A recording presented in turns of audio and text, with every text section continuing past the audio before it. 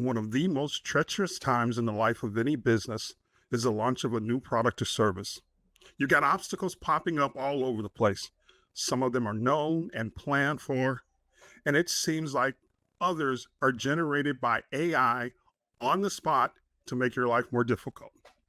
If this sounds like an adventure movie, a la Mission Impossible, you may be right.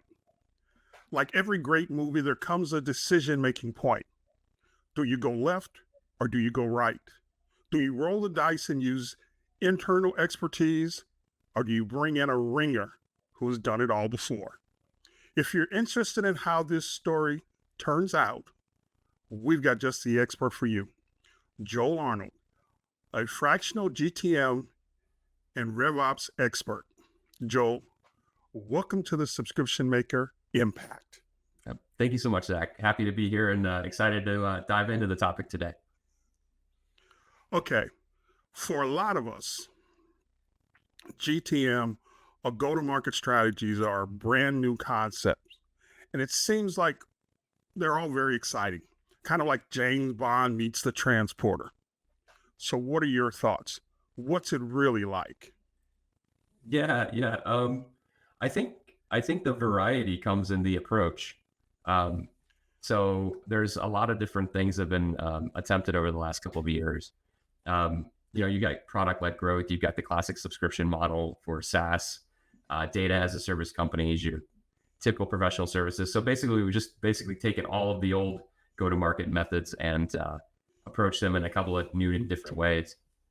So it's an exciting time. It's an exciting time. But if I can convey one thing is I used to work in product as well before my time in revenue operations and go-to-market. So the things that people tend to get excited about or maybe even freak out about at the end are often or should be the things that we are thinking about very, very early on when we're developing a product. And the going from an idea, the twinkle in someone's eye, all the way to actually taking something to market and rolling it out in like a mass market kind of way. That can be a long process, but it shouldn't be a rush at the end. You should have all of your ducks in a row early on, and then those ducks can serve you well as you go throughout the entire life cycle of this thing, no matter what method you take. So I was right. I mean, it is kind of like, there are things you plan for. Yeah. There are things that pop up, but there are things you definitely plan for, and you should be waiting, basically say, okay, I know that's coming. Yeah, for sure. Yeah.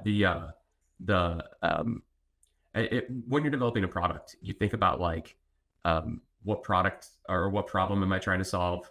What market could I serve? Is there enough addressable market there to make this product interesting from a financial standpoint?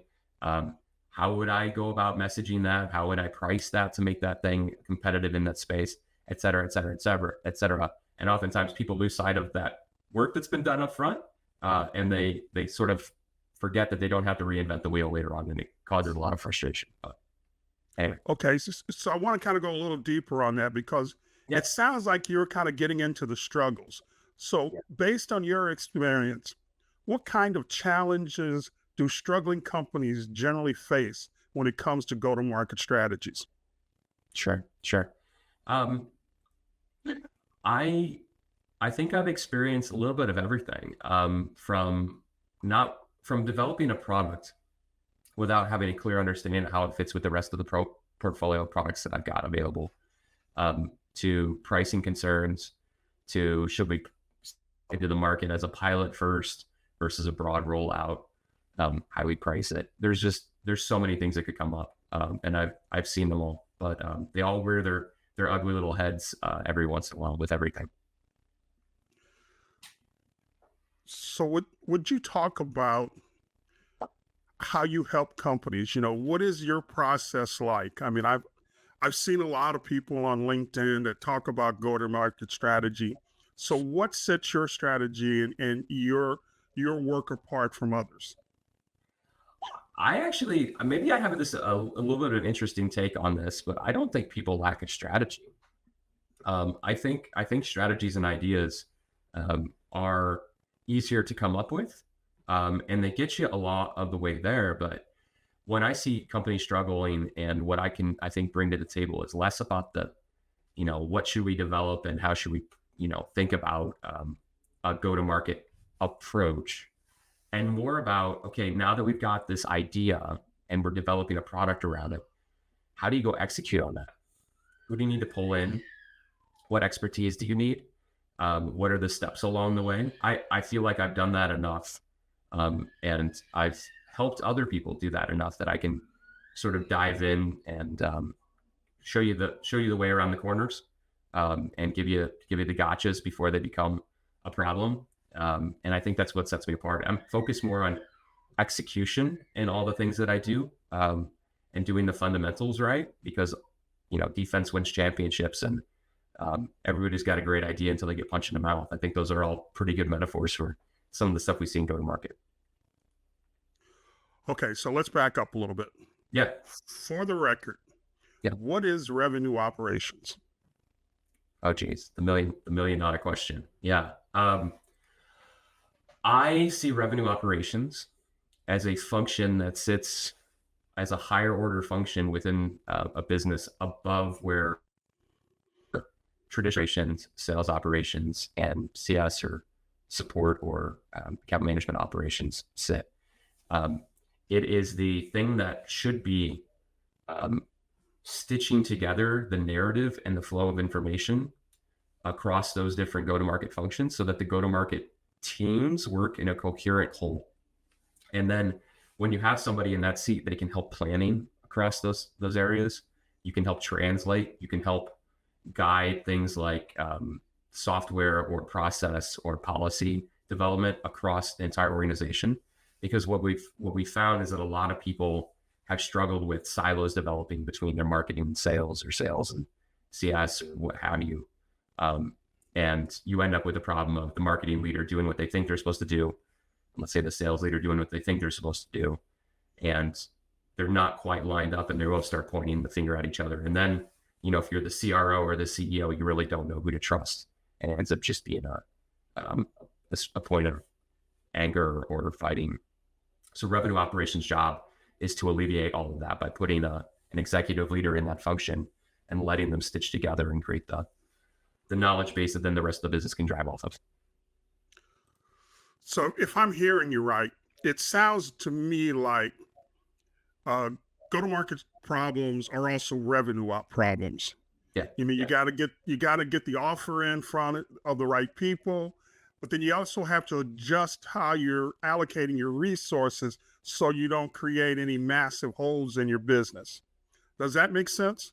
Yeah, that makes a lot of sense. Yeah, there's a lot of overlap. They're not exactly the same thing. Go-to-market is a much more broader topic.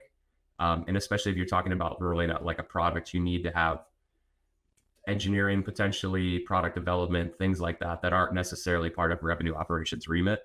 But to give you a kind of an idea, there's a design of a car, and then there's a mechanic, and then there's a driver. You've got the design of the car as maybe the go-to-market strategy. Like, what are we developing? What does it look like? What are the specs for it? But then there's a mechanic, and I think revenue operations takes the mechanic role. And then you could argue that the driver is maybe marketing or sales, but it really takes a couple of different pieces here, and there's a lot of overlap across all of them. Now, normally, would the go-to-market person and the RevOps person be handled by the same person? It seems like the GM would be more marketing, or GTM would be more marketing, and RevOps would be more operations. Am I hearing that right? Yeah, I don't think there's a single go-to-market person within an organization. You might have someone who's leading a particular product development cycle, and taking a product to market, or a group of products to market. But there's not just going to be one person, a point person that may be from product or product marketing. But there's a role to be played by sales. There's a role to be played by sales enablement, or enablement in general, or L&D. There's a role to be played by marketing. There's a role to be played by support and implementation, and all the different pieces that go into that.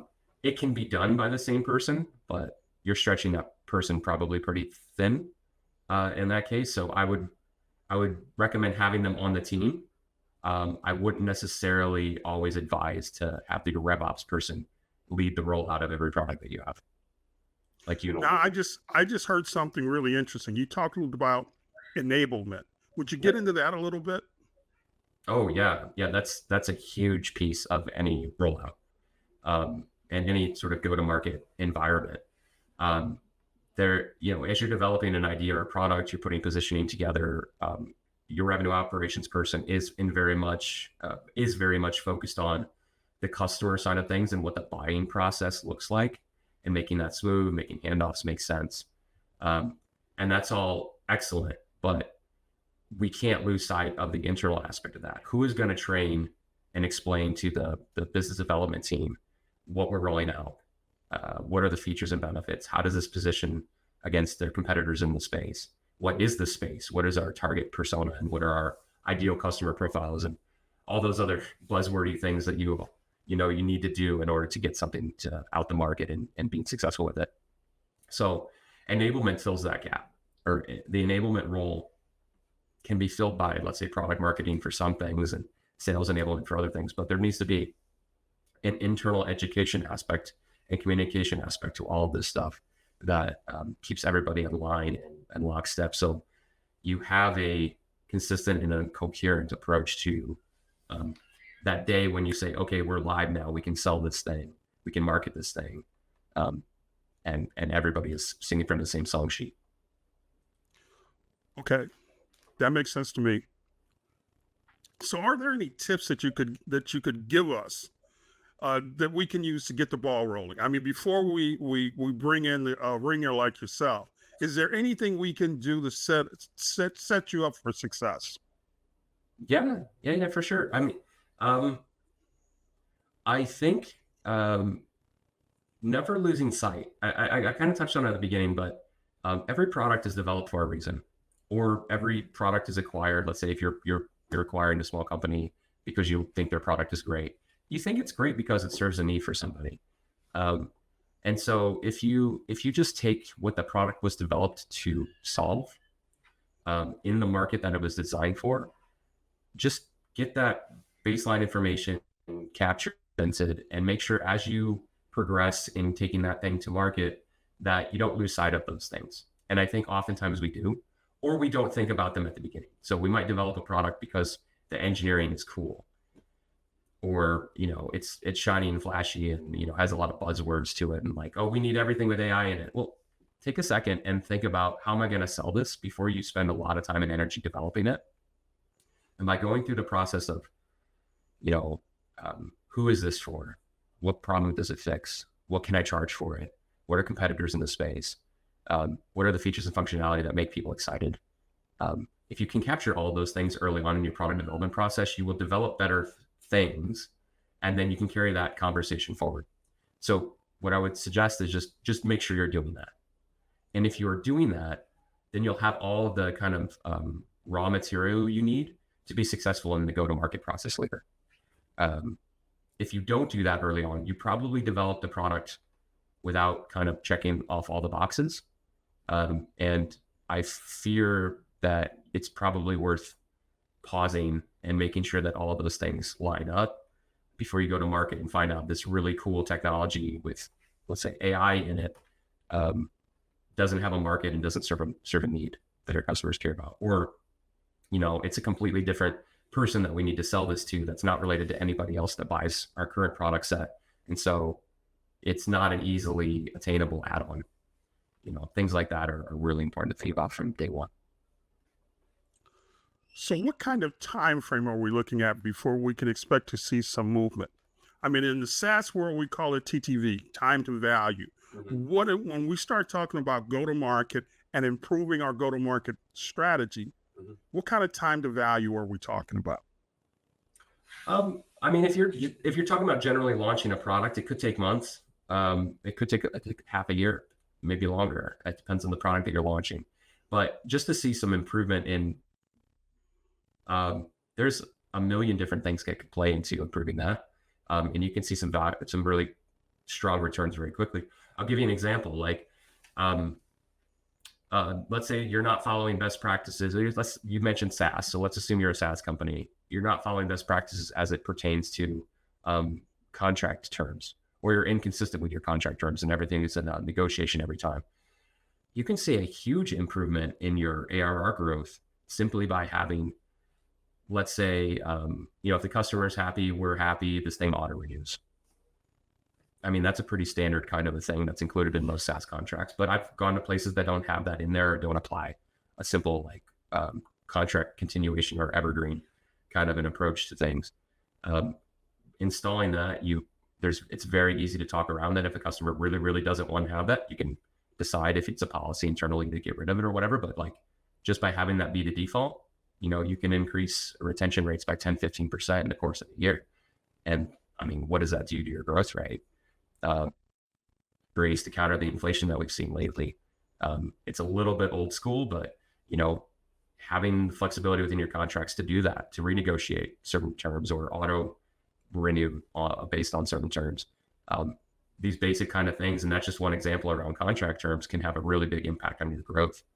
You could get very easily 5, 6, 7, 8, 9, 10% increased growth off of that if you're not doing those things before. So what it sounds like is that when we're talking go-to-market strategies and we're talking about bringing someone in, it sounds like we're starting to talk about portfolio management and product portfolio and product lines. Mm-hmm. Does that make sense? Where you would bring someone in, not just to say, okay, I need you to shepherd this one product out the door, but no, I need you to look at the whole bailiwick, all of our products and all of our services, and make sure that they are creating a positive, productive whole. Does that make sense? There's multiple use cases. So there is definitely a use case where we're launching a product and we have we're asking for someone to come in and help be the steward of that and make sure that gets out and it's successful. There's also absolutely the question of how does this fit within the portfolio? How do you manage a portfolio of products? And there are a lot of potential pitfalls or fall-off points in that second piece. It's because it's not just, does this product align with our current buy-in personas, like we're selling to the same people or we're selling to the people in an adjacent department that's easy to get to, because it has to be a consideration for your product development cycle, but also things like what are the actual mechanics of upselling within let's say a subscription environment with this new product? Do we have to wait for renewal? Is it the same? Which salesperson is handling this? How do you route a lead? There's so many nuances around the portfolio thing that are just not necessarily there if you're launching your first product. And so there's a lot of different stages in a company's life cycle and different use cases for why you might bring in somebody who's got a little bit of been there, done that to them. Joel, let's shift gears a little bit. Sure. Tell us how you got involved in Fractional, GTM, and RevOps. I mean, how did you get started down that path? I didn't know I was even on this path until well into it, as the best things are. I started off, I would say probably about 10 to 12 years ago in product management. I was a product owner for a mobile app team within a Fortune 250 company. So big corporate thing. I got really great training in Scrum and Agile and how to work within product development and why to develop a product. After spending some time there, I actually got tapped on the shoulder to go work for a private equity firm called Vista Equity Partners as a kind of not just an operator in their business. It was chief of staff to the CEO. So I got to see for a while what is it like to run a company. In this case, it was a sort of a mid-market size company. And what are all of the questions that people ask and what problems do people have to solve? And after doing that for a little bit of time, I got put forward into Vista's, it's called the HPLP. It's High Potential Leadership Program. So I was lucky enough to be tapped on that. And each company got to put forward a person or two every year. And I was just lucky enough to get into that program. And then from that program, just building a network of really wonderful and very, very talented, way more talented than me, to be honest,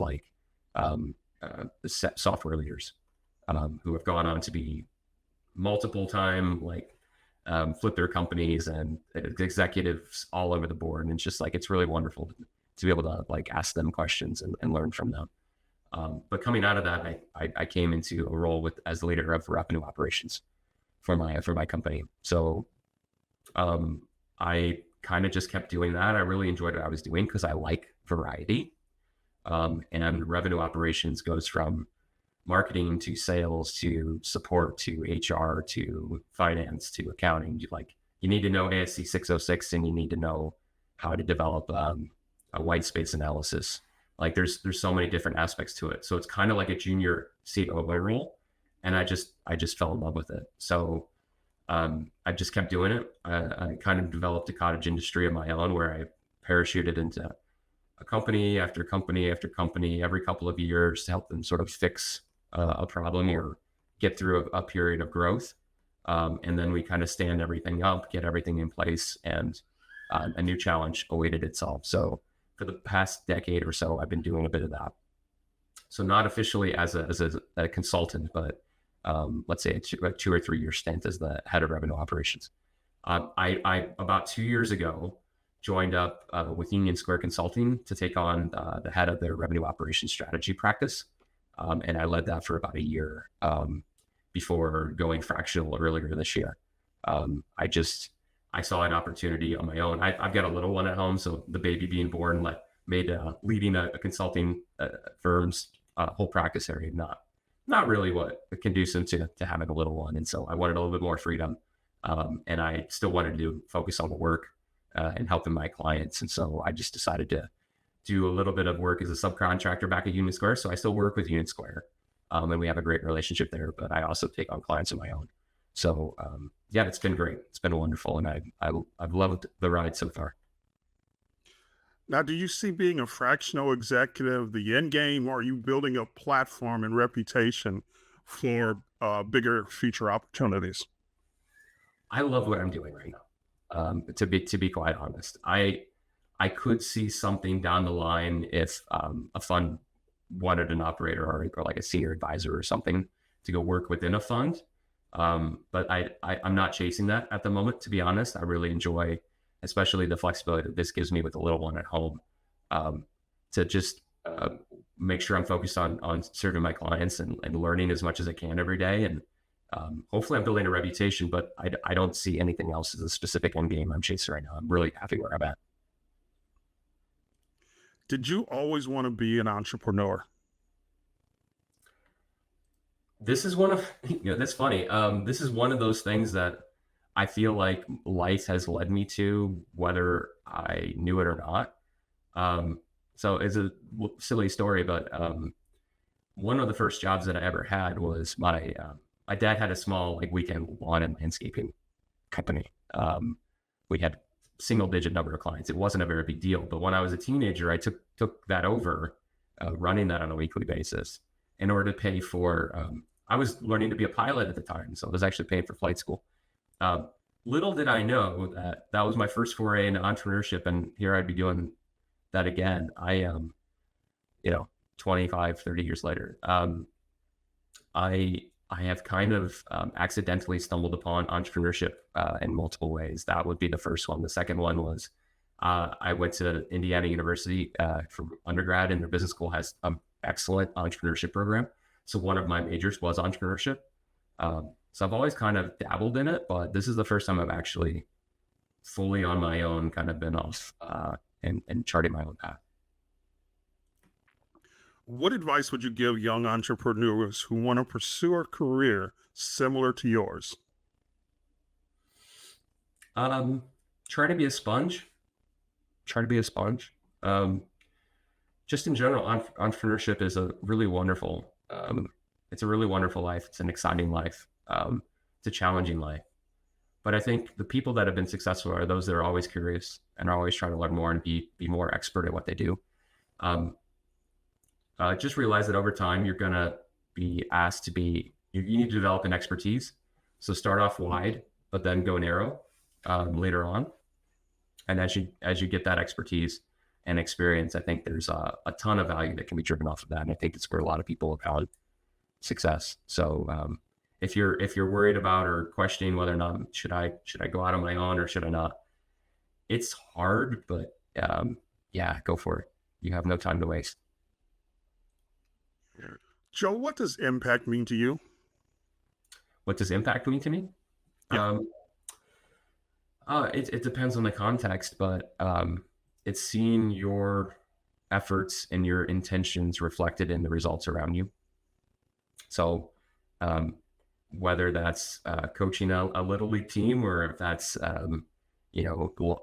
doing a publicly traded M&A, like there's so many different ways that you can have an impact in the world. And um, what means to me is that, like, if you're putting the effort into something and you see a result from it, even if it's a small result, um, that could be all you need to feel like you're a success. The reason I bring that up is because what I'm seeing a shift from value added services to impact services. And what I mean by that is when I think of value, I think of return on investment. Mhm. So if you want, you're going to do something based on the value or the return on investment. So I can engineer that return on investment. If you tell me how much I need to produce in order for you to buy my services, by God, I'm going to come up with that number. And I might add additional services to it. Yeah. But my belief is that AI is really turning that on its head. Okay. And when it comes to value, you can do so much with AI that if you're competing strictly on value, you're losing Okay. because because of the repetition and the ability to extract automation from the repetition, that simply competing on value is not enough anymore. So I believe that we have to move to impact. It kind of goes along with the subscription model where, impact is something that, is not transactional. Impact is something that happens, accrues over time, if you were. Mhm. So what do you think? I I think that makes sense. I would liken it to a conversation I've been having lately, or been asked about lately, around what's the future of a salesperson. And it's a little bit off to the side of the mark you're trying to hit, but my belief is that there's so many aspects of the sales process as we have known it, or in the marketing process, to lead to a sales process. As we have noted, that you're going to be able to automate almost all the way through that. And so where does that leave the salesperson? I think I think AI is actually going to be adding a ton of value, to use your naming conventions, but the impact is really what it's going to have in terms of changing what a salesperson is, and changing what how they are represented in the mind of a customer. So if you have you can educate yourself as a buyer on anything, and AI provides you all the information and gives you all the different specs, and you can pressure test whatever you want. You get your way through awareness, consideration, far down the funnel, and you're ready to talk to a salesperson. What you're getting from the salesperson is not those things that they used to do. They don't need to tell you about what products they offer. They don't need to tell you what the value is that they're creating. What you're looking for as a buyer is, do I want to work with this person? Can they communicate clearly to me? Do I trust them? That kind of stuff. And so it actually takes a salesperson and makes them more human. And there's a lot more impact, to use your phrasing again, in working with somebody that has a genuine, like, good nature quality to them, that can communicate well, that can educate me, is willing to take the time, and just provides a really great experience. Um, that's what I see as the future of salespeople. There may be fewer salespeople, but they're going to be very different. And I think everybody can aspire to be that person in the future. And I think it's going to be good for everybody. I don't know if that answers your question, but I see that kind of thing as the remainders that an AI can't get to is the human element. So if you're talking about AI eating up all the value, yeah, maybe, you still need that human element, and maybe that human element is equivalent to the impact. Yeah, I think you're absolutely right. Because impact is what's left over. So I think you have to move to impact, because strictly going, okay, how much, what's my return on investment? So at this, I do AI automation. Mhm. I can set up a low code system that will do just about anything you want to do. What it comes down to is how much you're willing to spend and how soon do you want it. Mhm. But if you want to stay relevant, I think you got to give something else. You got to be more. You've got to go beyond without. You can't go beyond and then leave all the money on the table. But you got to do more. Okay, Joel, it's hot seat time. Sure. Let's do it. On this podcast, we talk about podcasters as fire givers, and their guests as catalysts who fan the flames. So, as a catalyst and guest fire giver, what are you most passionate about, and what tools would you hand down to the next generation to advance your passion? It's probably not coming across. I'm suffering from a little bit of allergies, but I love revenue operations and go to market. I really am passionate about it. I find it to be incredibly interesting and moving very, very fast, and it's starting to get the notoriety that it deserves. So I'm passionate about the space. And if you think about the amount of self-servicing that one does as they go through the marketing funnel, sales funnel, retention funnel, you can automate almost all of that to the points you were making earlier. And so who's going to be in charge of designing that in the future? It's got to be RevOps. Like, there's no other person that understands the business, the way that you go to market, all the different pieces and how they stitch together, the reporting that you need to do on that, the information flow and the linkages between, say, different systems or different policies, and how it all functions as one. That's us. So, like, the future of the world is revenue operations. I can't see it any other way. So that's an exciting place. But what we have right now, Zach, is we have this big gap between the demand that's out there and the formal or informal educational processes that you have to go through to become somebody who does this as a professional. And there's been a lot of communities and stuff that have popped up around this. But what I would do to fan the flame is just like offer my time. If anybody is interested in learning more about this space, I'm around. Like, I know a lot of people have been given the moniker of sales ops or rev ops or marketing ops, and like, no one has taught them how to do this job. And it can be really hard and it can be overwhelming. And so I try to offer my time. I am actively here today offering my time. If anybody wants to reach out on LinkedIn and just schedule some time and we can do an impromptu coffee chat or something, I'm open to it, because I think it's a great job. I think there's a lot of growth and opportunity here. And if you have the mindset to enjoy the variety and stay curious and hopefully stay humble, you can have a really, really great life built around this. As we start to wrap up, Joel, is there anything you wish more people would ask you? I think that people, I wouldn't say ask, but people focus too much a little bit on the shiny objects. I've been on other podcasts, and then I used to write a lot of newsletters for Union Square. So that kind of became my MO. Is like, I'm Mr. Basics and Mr. Fundamentals, all steak, no sizzle. Basically another word for boring. But I think the way that you make a successful go-to-market team is to support the people that are in it. And the best way to support the people that are in it is to set very clear expectations and have very clear and ideally simple ways for them to work. None of that works by chasing the shiny object. None of that works by focusing on artificial intelligenceizing everything. As great as that and as powerful as that stuff is, if you can't get your comp plans right, and no one is using the systems, and you can't report on anything, and people are confused about what their jobs are, that's basic blocking and tackling. But you'd be amazed how often people skip that stuff to work on the fun, sexy stuff at the other end. So my MO is let's get the basics right. Let's get the blocking and tackling right. And then it'll set us up well to get the most out of those fun, shiny object kind of things. And it makes everybody's life a lot easier, and you have a much happier and successful business. And the people in it are well taken care of. So yeah, that's it.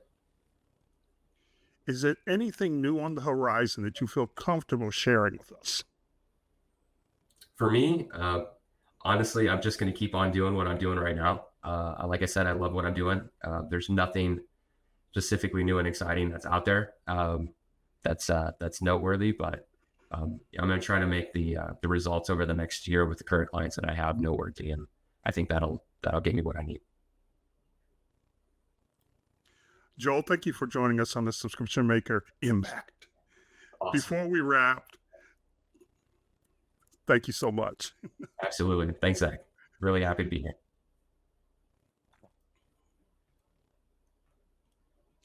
So before we wrap, Yeah. too many people work way too hard and earn too little from our online businesses. You don't have to be one of them. And that's a wrap.